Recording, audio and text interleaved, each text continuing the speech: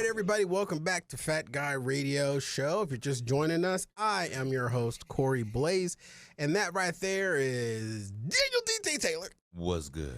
And ladies and gentlemen, two of the hottest movies have dropped in the last few weeks. That of Barbie and that of Copenhagen. Wait, that's the furniture store.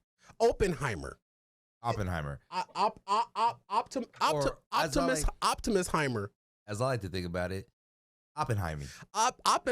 Oppenheimer Schmidt.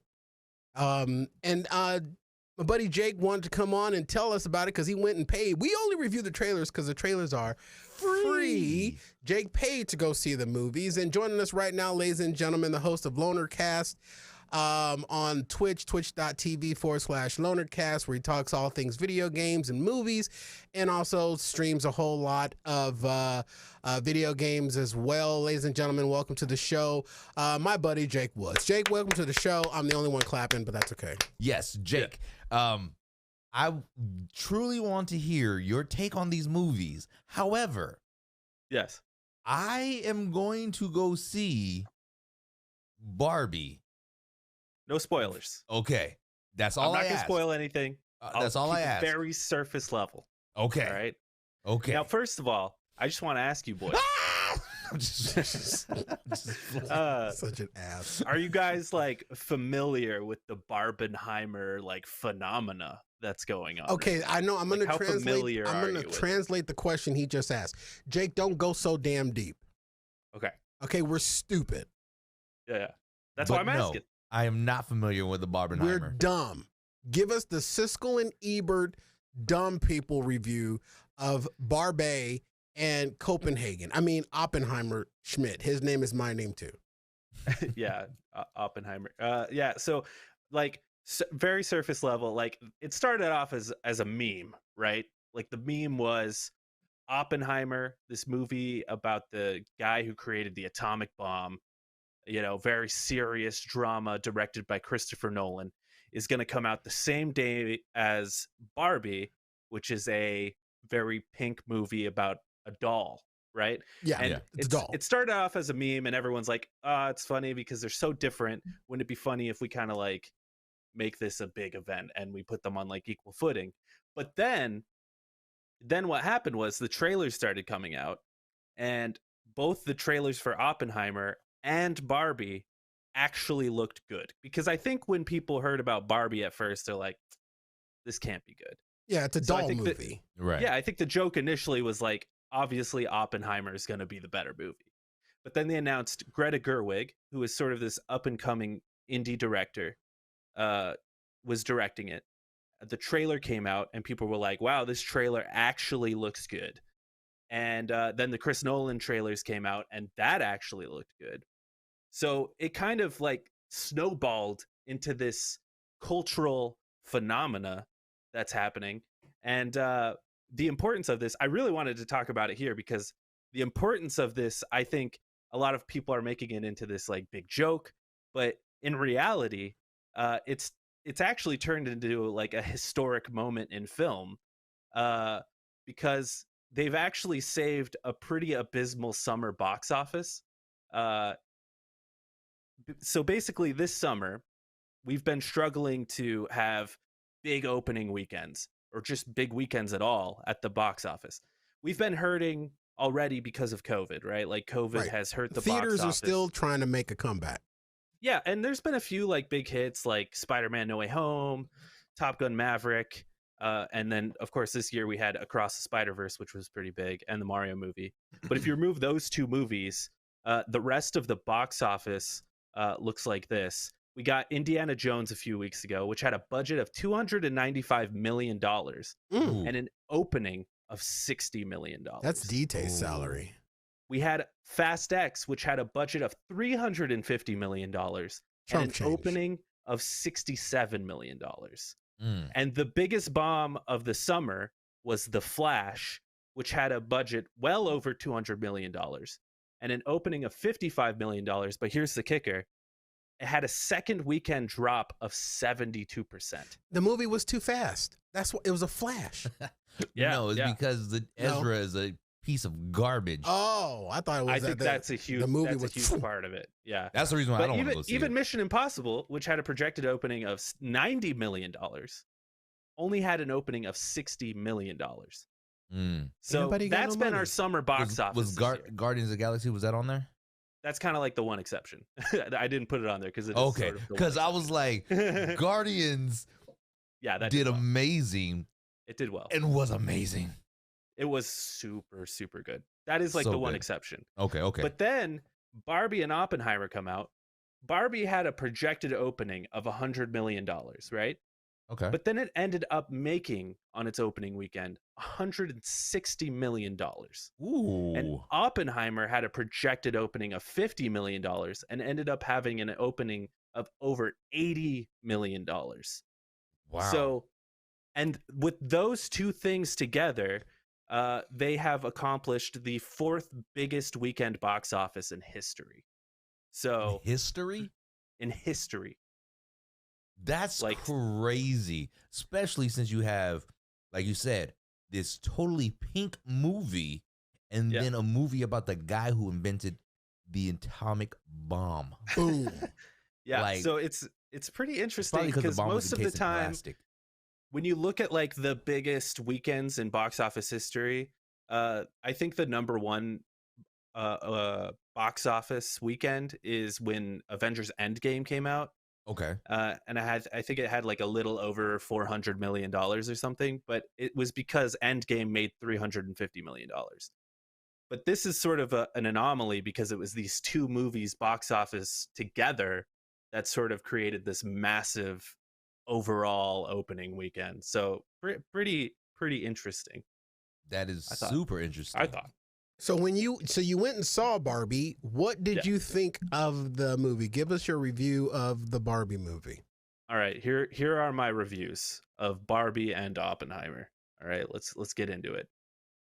First of all, one movie is about death and the destruction caused by man. The other is Oppenheimer.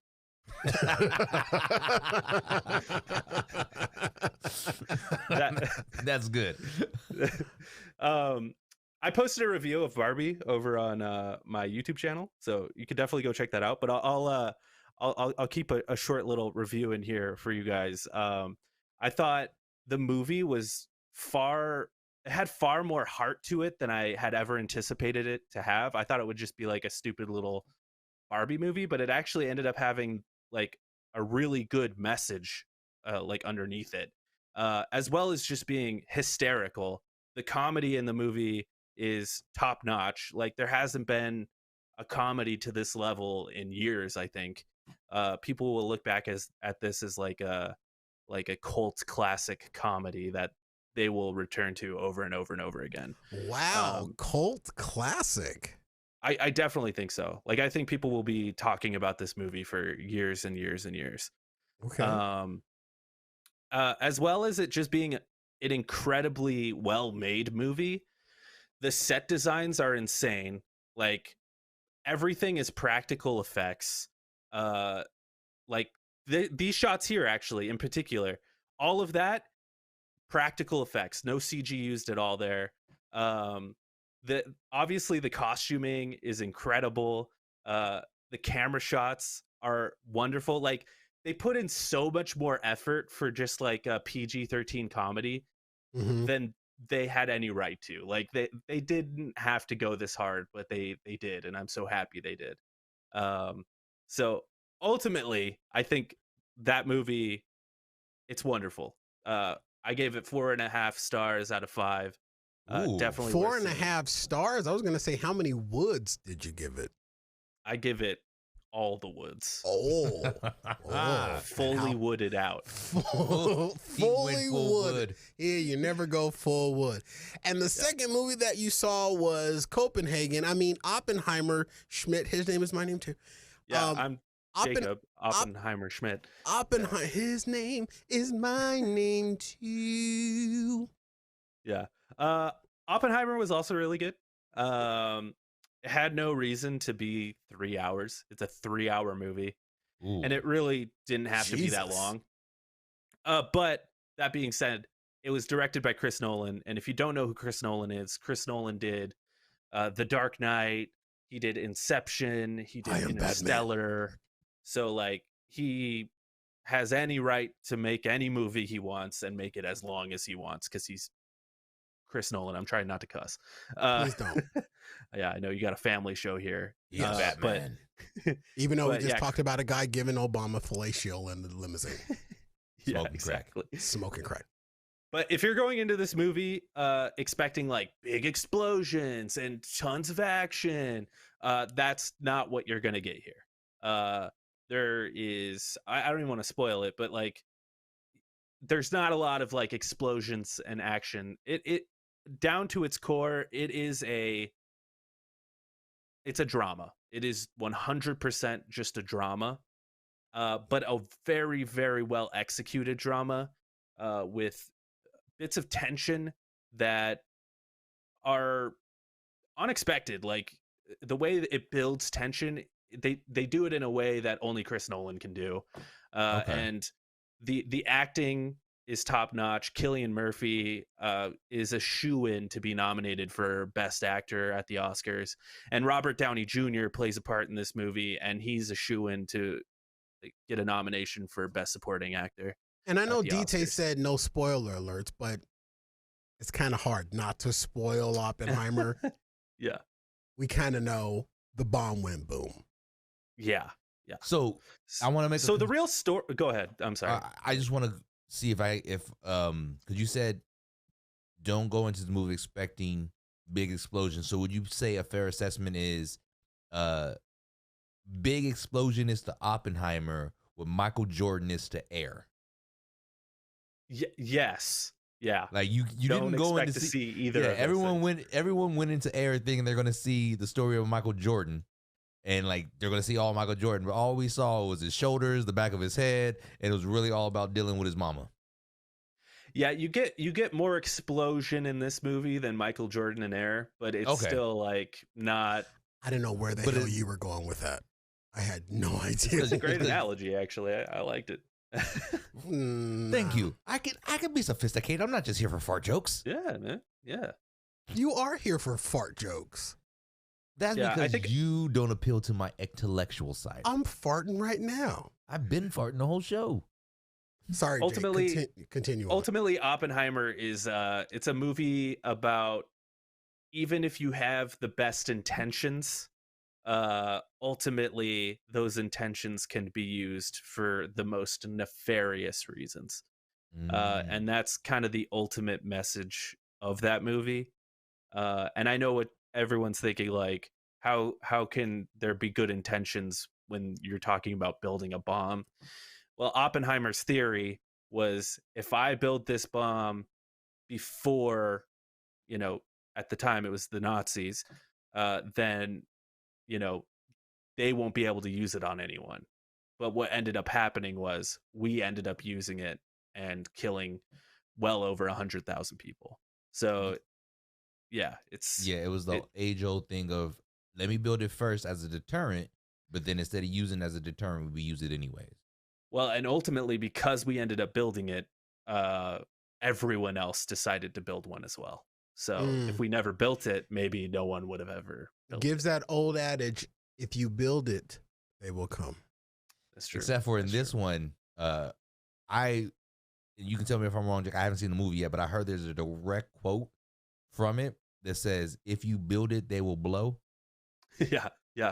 So does that guy that was hanging out with Obama, I guess. I thought the comment was, if you build it, they will blow you in the back of a limousine when you're a senator.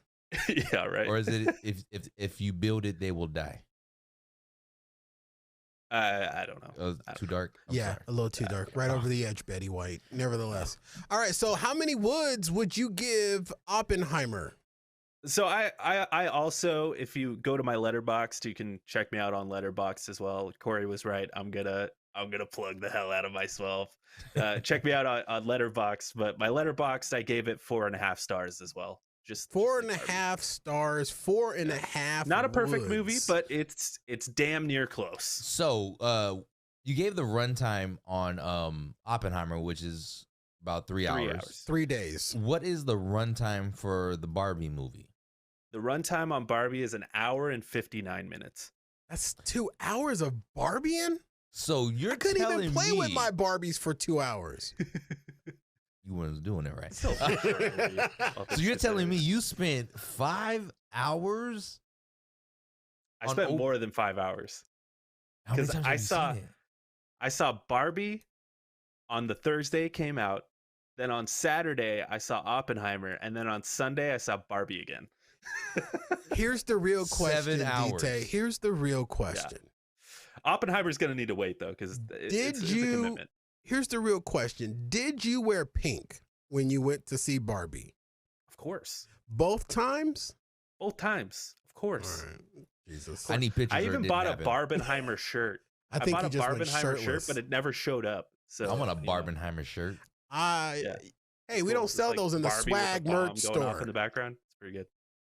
All right, Jake. Well, we appreciate that, man. Barbie, the two biggest movies in the world right now, Barbie and Oppenheimer.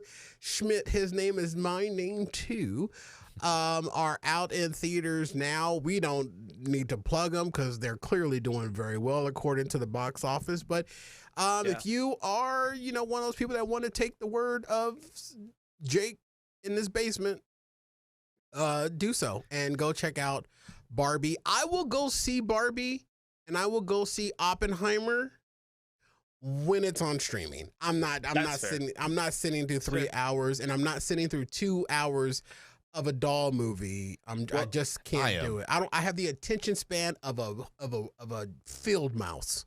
Here's the absolute craziest thing about Barbie. Even if you wanted to see it during the week, apparently this week on Monday, Barbie made another $26 million. And then on Tuesday, it made another $26 million. Movies don't make that kind of money during the week. If these movies are making this type of money, I don't want to hear none of you parents saying nothing about gas prices. Well, come on. I think it's a little unrelated, but nothing's unrelated. I tied it together. All right, Jake. Well, we appreciate that. Barbie and Oppenheimer, and check out Jake on all his social media.